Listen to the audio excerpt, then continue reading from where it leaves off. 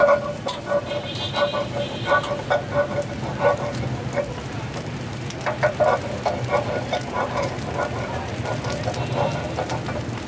का भी शौक कर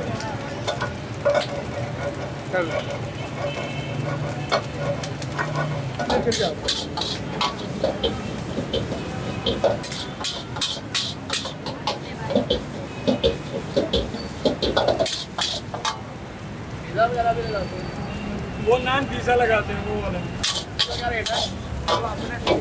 तो अगर पता नहीं क्या रेट है।